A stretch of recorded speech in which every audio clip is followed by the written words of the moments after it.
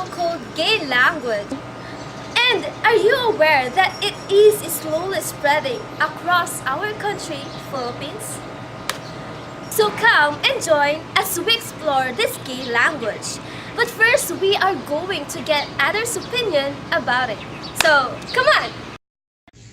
So, what does LGBT stands for? The LGBT stands for lesbian, gay, bisexual, and transgender. Lesbian, gay, bisexual, transgender. LGBT, wait na. Yung L, hindi mo yung alam yung L. Pero yung B, bi. And then G, gay. And then yung T, transgender.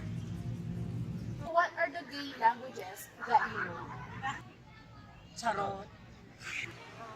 Gashiwaks, Charot, Caravans, and Caravans. Yung char, una akala ko character yun. Yung pala yung, ganun lang pala yun, char. Tapos yung parang joke daw. And then, lapang, yun, yung lapang, yung food, yung sa gagawin siya. Rebels? Yenshiwa. Char. And in your opinion, how did gay language emerge in the Philippines? Feeling ko yung mga pasimuno nitong yung mga ganito, yung mga, hindi sila vice ganun, hindi ko sila vice lang din yung nagpo-promote ng mga ganito para yung gumanda yung pag-entertain nila sa mga tao. I think, sa social media siya. As sa mga influencers po. Yung mga si Vice Ganda. Vice Ganda, si... Yan.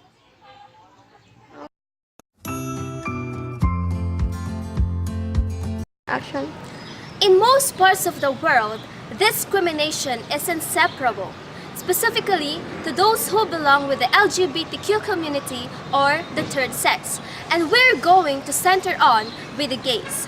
So we cannot deny that gays are being discriminated either because of their physical looks, their ways of dressing, their actions, and most importantly, the way they speak and the way they talk. And due to these various intimidations and embarrassing situations, they have thought of creating their own words or their own language. And that is what we call the gay lingo or the sword speak. So what is gay lingo? There are different definitions given by different people. The Wikipedia online encyclopedia defines it as a vernacular language derived from Anglo. It uses elements from Tagalog, English, and Spanish, and some are from Nipongo, as well as celebrities' names and trademark brands, giving them new meaning in the context of this unique language. According to Wiki Filipinas, gay lingo is dynamic, original, creative, and flexible. Gays commonly use various gay words in daily conversations. The words used are formed in different ways.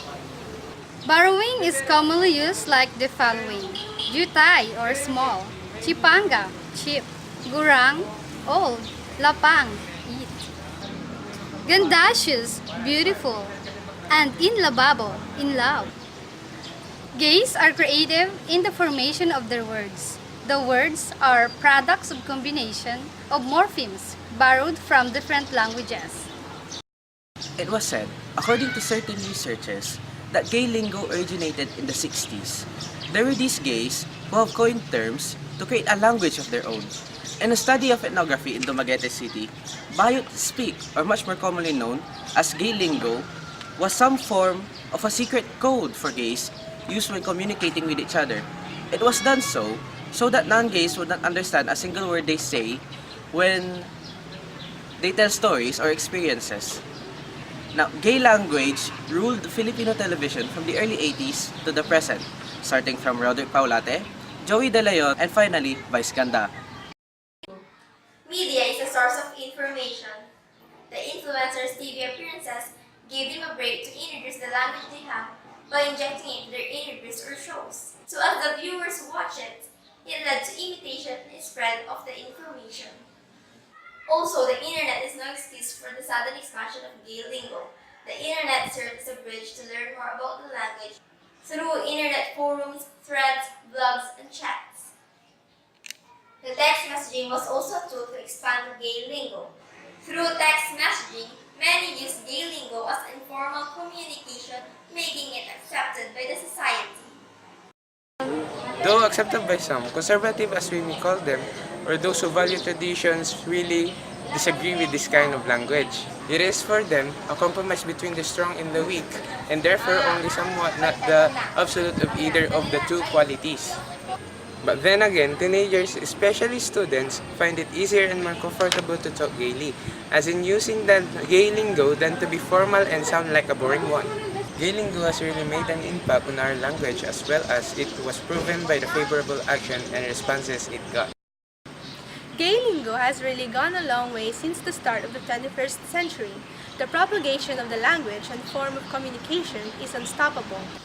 A once not-so-secret language, used solely by gays, is now infiltrating both worlds of the media and the academy.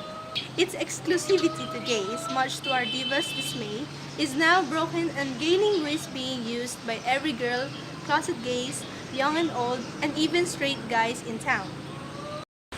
Almost everyone can speak and use this once hard-to-break code of communication. Admitted that everyone could not skate the alluring and colorful language used by gays.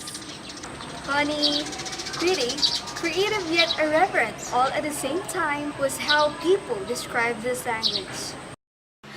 Gay lingo truly mirrors and reinforces the culture of freedom. It is the freedom to expand your Filipino vocabulary, the freedom to express yourself in a more creative and wittier way. As we could see the status of gay lingo now, it is now the mainstream of Filipino communication and consciousness, and there is no sign of fading. We believe that whatever is the future of this language, one thing is for sure. Filipino lives would never be the same without this flamboyant jargon called the gay lingo.